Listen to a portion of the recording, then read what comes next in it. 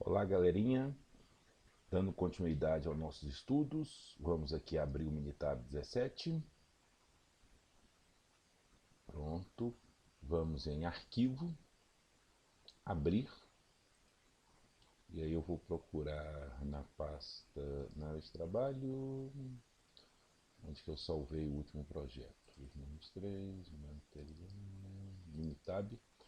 Aí vem digitação dos dados, que foi minha aula 1. Talvez vou trocar esse nome, né? Então, aqui, ó, para mim salvar, eu usei arquivo, salvar projeto como, eu vou trocar por aula 1, digitação de dados.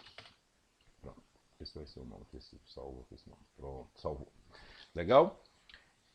Então, uma vez que eu digitei os dados, eu posso salvar esses dados para que eu possa usar posteriormente. Bacana? Aqui no Excel eu posso fazer várias coisas, mas só para a gente ter uma ideia rápida, tendo os dados aqui, eu posso calcular várias estatísticas de uma vez só. Então eu venho aqui em estatística, tá vendo? Em estatística básica, vou caminhando aqui, exibição de estatística descritiva. E venho aqui, por exemplo, na variável idade, clico aqui, ó, duas vezes, tá?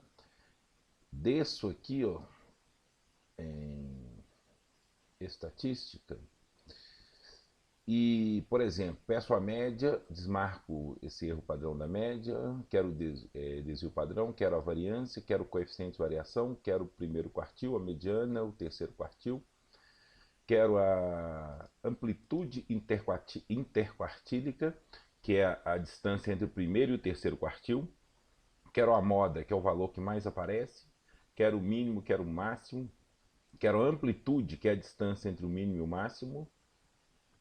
Beleza? E deixa aqui se algum dado faltante ele vai marcar. Dou OK e dou OK novamente. Beleza. Então observe que eu já tenho muitas estatísticas de uma vez só.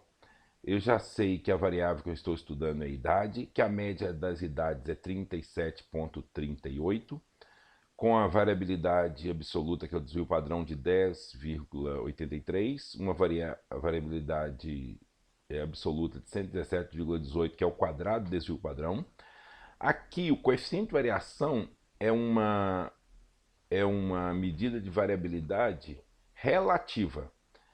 Aqui, como é que ele encontra o coeficiente de variação? Ele divide o desvio padrão pela média e multiplica por 100.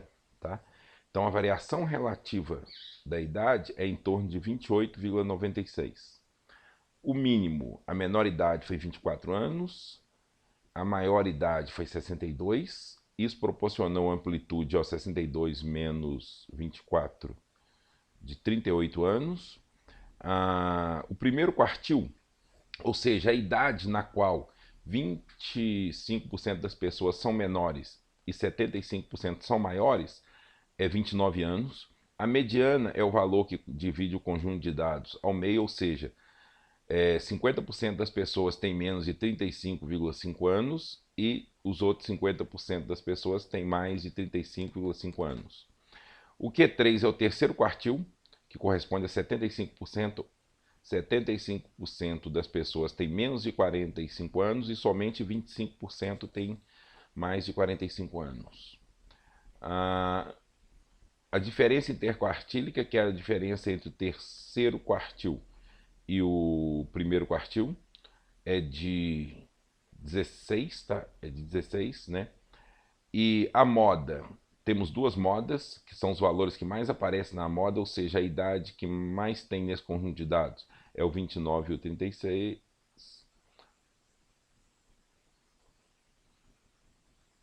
29 e 36. E o número de vezes que o 29 e o 36 aparece é 3. Ou seja, 3 pessoas têm idade de 29 anos e 3 pessoas com a idade de 36. Então observe como é que é bem rápido, tá? De eu fazer essa análise. Outra coisa, se eu quero, por exemplo, eu poderia, por exemplo, brincar aqui, ó, estatística, descer aqui em tabelas, olha. Poderia pedir uma tabelas de contagem individual. Clico aqui. Para a variável, por exemplo, escolaridade, que é uma variável quantitativa, tá? Quantitativa. Então, eu venho aqui, eu quero por contagem, quero por percentual. Se eu quero por contagem, já está pronto aqui, eu dou um OK. Olha lá. Então, ensino médio são 9 pessoas, ensino superior 7, no total 16 pessoas. Tá? Então, 9 pessoas têm ensino médio, 7 pessoas têm ensino superior. Se eu der um Ctrl E aqui, ó, eu volto, eu poderia, por exemplo, marcar porcentagem. OK. Então, olha, 56,5% das pessoas têm ensino médio e 43,75% têm ensino superior. Poderia calcular, por exemplo, poderia ver aqui estatística, olha, estatística básica, exibição de estatística descritiva, e pedir, por exemplo, a média dos salários. Se eu pedir a média do salário, vai sair a média total, mas muitas vezes eu posso estar querendo comparar o seguinte por variável.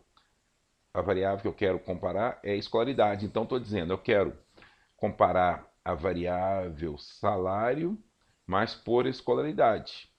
Então, eu posso escolher as estatísticas que eu quero aqui, ó, tá? Marcar as que eu quero ou desmarcar, dou OK, né? Dou OK. Olha que coisa interessante.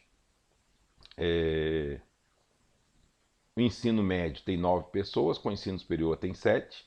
A média salarial do ensino médio é 2, praticamente 2, do ensino superior 4. A variabilidade no ensino médio está aqui bem menor, olha, né? Tanto a variabilidade absoluta, né? Vamos dizer, a coeficiente de variação também, a variação relativa no ensino superior também é maior.